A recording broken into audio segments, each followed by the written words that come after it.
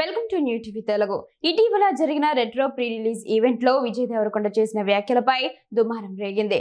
దాయిది పాకిస్తాన్ గురించి మాట్లాడుతూ ట్రైబల్స్ లాగా కొట్టుకోవడం ఏంటి అని అన్నారు. దాంతో విజయ్ తమను అవమానించేలా కామెంట్స్ చేయడం దారుణమని ఆదివాసీ జేఏసీ నేతలు మండిపడ్డారు. దీంతో తన వ్యాఖ్యలపై విజయ్ దేవరకొండ తాజాగా క్లారిటీ ఇచ్చారు.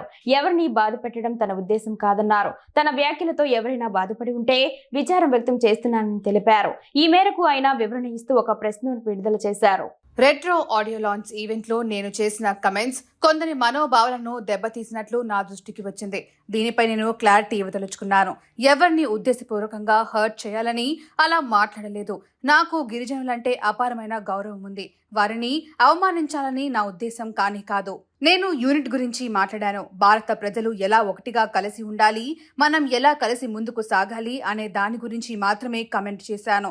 ఏ ఒక్కరిని కించపరిచేలా ఉద్దేశపూర్వకంగా అలాంటి కమెంట్స్ చేయలేదు. నేను ట్రైబల్స్ అనే పదం వేరే సెన్స్ లో వాడాను. నేను ఎప్పుడూ ఎవరిపైనా ఉద్దేశపూర్వకంగా వివక్ష చూపలేదు. వారందరూ నా కుటుంబ సభ్యులు, సోదరులే అని భావిస్తాను.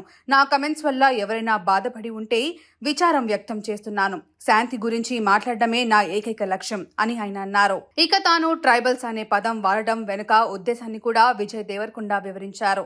హిస్టారికల్ డిక్షనరీ సెన్స్ లోనే నేను ఆ పదాన్ని వాడాను. 100 ఏళ్ల కిందట సమాజం, ప్రజలు గుంపులుగా వ్యవస్థీకృతమై ఉండేవాళ్ళని నా ఉద్దేశం. ఆ సమయంలో 2 వర్గాల మధ్య తరచూ ఘర్షణలు చోటు చేసుకునేవి. అసలు నాగరికత మొదలు కాకముందు క్లాన్స్, రాజ్యాలు అంటూ ఉండేవి. అంతే తప్ప షెడ్యూల్డ్ ట్రైబ్స్ గురించి ఎక్కడా ప్రస్తావించలేదు. బ్రిటిష్ వారు భారతదేశాన్ని పాలించడం మొదలు పెట్టిన తర్వాత ఇలా వర్గీకరణ అనేది జరిగింది. అలా జరిగి కనీసం 100 ఏళ్లు కూడా పూర్తి కాలేదు అని రౌడీ బాయ్ వివరణ ఇచ్చారు.